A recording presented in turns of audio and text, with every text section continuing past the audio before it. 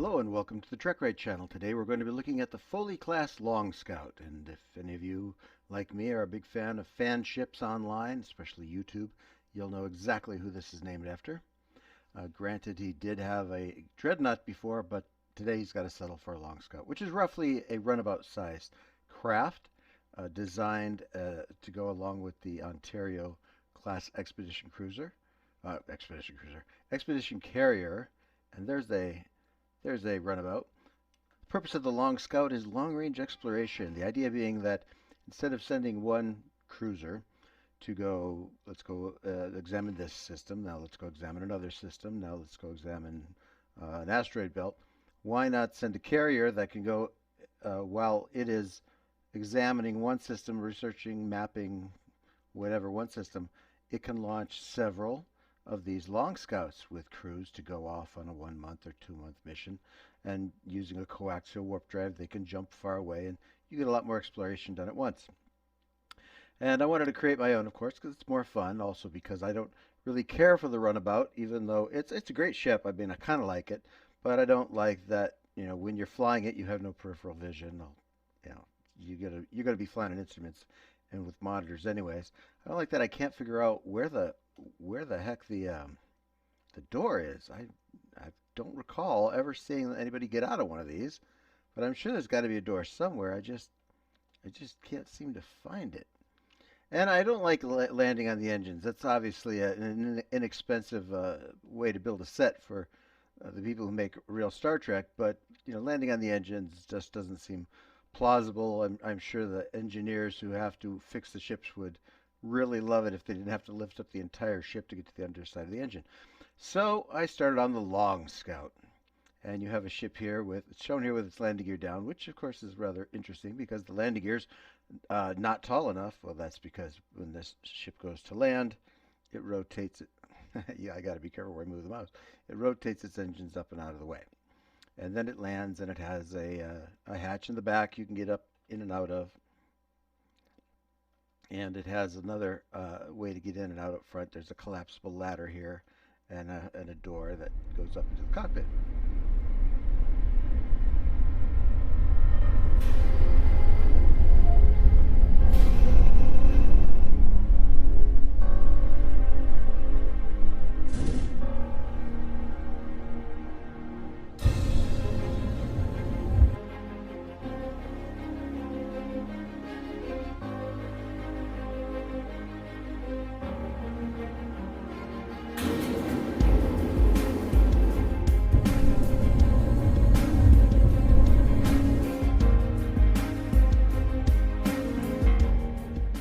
Take a look at that cockpit while we're here.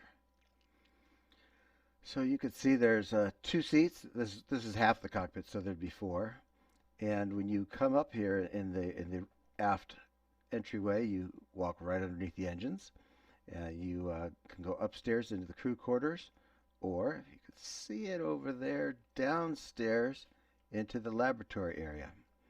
You've got your warp core back here. The coaxial is not drawn. It would be right here in front of the warp core. You got your matter pods and your antimatter pods, and you've got, of course, you need a door to eject the core. Got to have that, and a door to eject the antimatter pods if you need to. On the outside of the ship, you've got your engines similar to what you find on the patrol craft, the torpedo craft, the Sorrowhawk, and the Yellow Jacket patrol craft. More really a fighter. I call them patrol crafts. The idea there being that Starfleet is not passive, but they're a little more politically correct. So they wouldn't build something called a destroyer. They'd build a defender. They wouldn't build a fighter. They would build a patrol craft. And of course, I'm also taking the P patrol from World War II with the P-51 and what like that. So you've got the same engines, and they've got well, they're much larger, but they've got the built-in impulse engines, and then you've got extra impulse engines because, of course, this is a larger ship. Speaking of engine size, let's go back in here.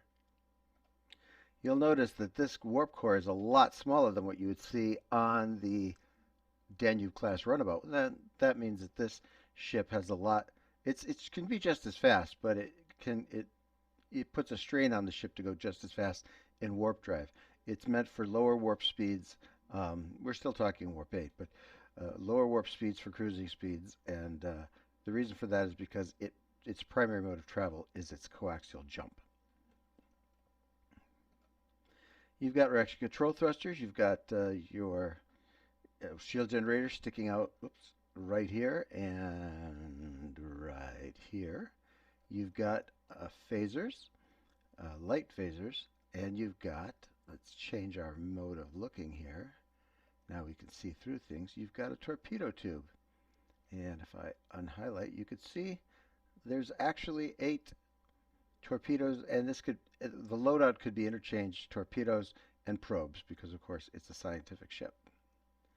And they can be launched either forward or aft. Now let's take a closer look at the inside of the ship. What we've taken away the outside hull here, and actually, I'll be honest with you, it's actually over there. And this is a more detailed inside. So you have your engine back here. You have your warp plasma conduits going to the warp drives, going to the nacelles, I should say.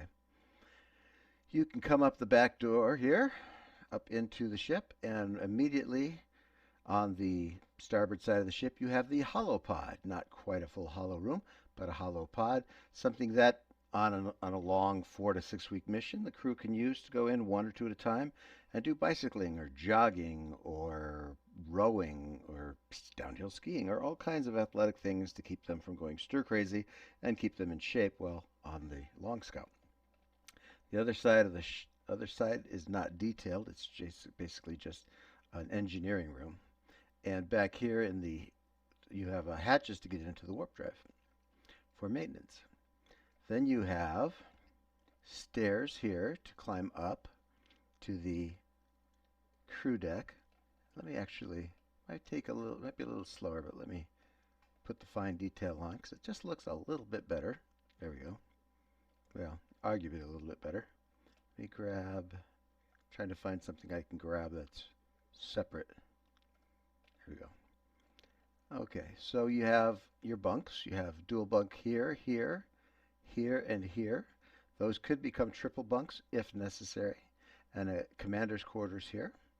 You have more machinery and whatnot here with a ladder to go up to the probe area and work on that. It would be a crawl space up there. You wouldn't be doing any standing up. You've got lockers. You've got 2 heads with sink, head, and showers on either side.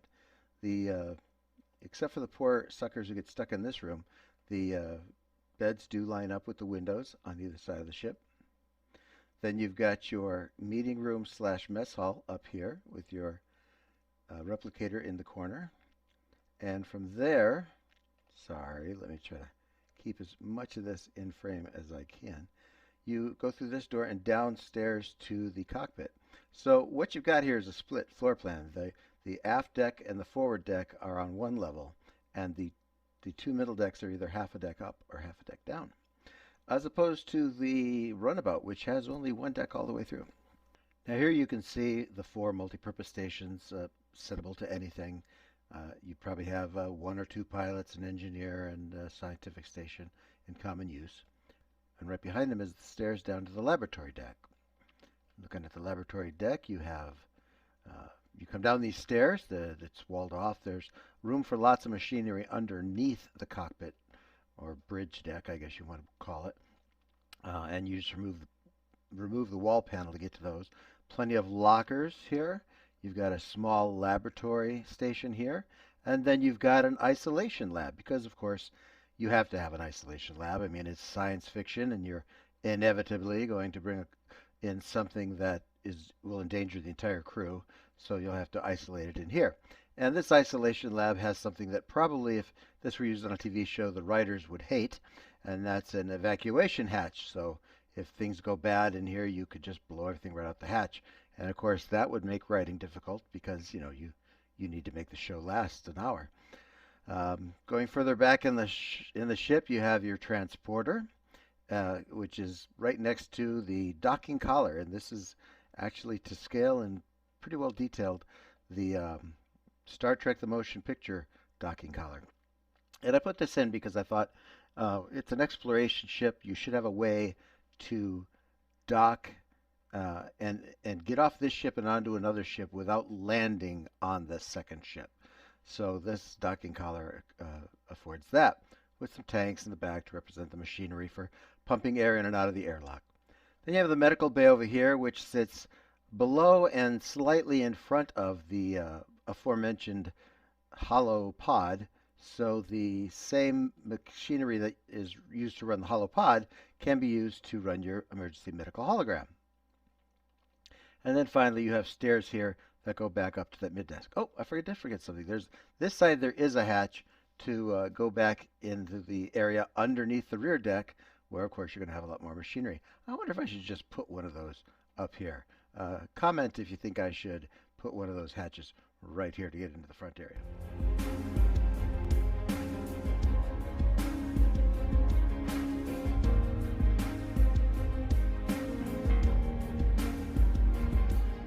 So in between recording sessions, I realized that what I told you before was not right. There's no way the coaxial warp drive could fit in front of the regular warp core.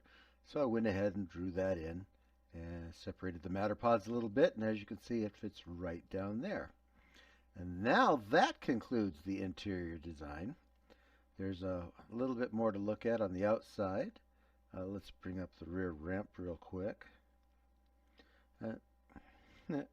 I forgot to click. There we go. And let's look at the underside.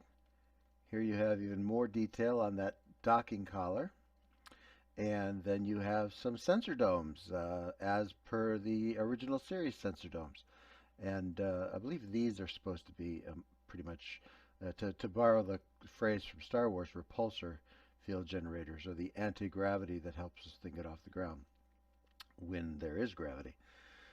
So, sensors for a Longscout. The name Longscout, if I didn't mention it before, originally I was going to name it the launch. I like the term launch, but I can't fathom or imagine the idea of a captain saying launch the launch. It just sounds so redundant. So, in other naval terms, you've got skiffs, you've got longboats, and this is a scout. Longscout seemed to work. It's at least as good as Runabout, I think. I hope. You let me know in the comments. Otherwise, thank you for watching the Trekwright channel, episode 3, the Longscout. Please like and subscribe if you have the time and willingness to do so. And we will see you next time.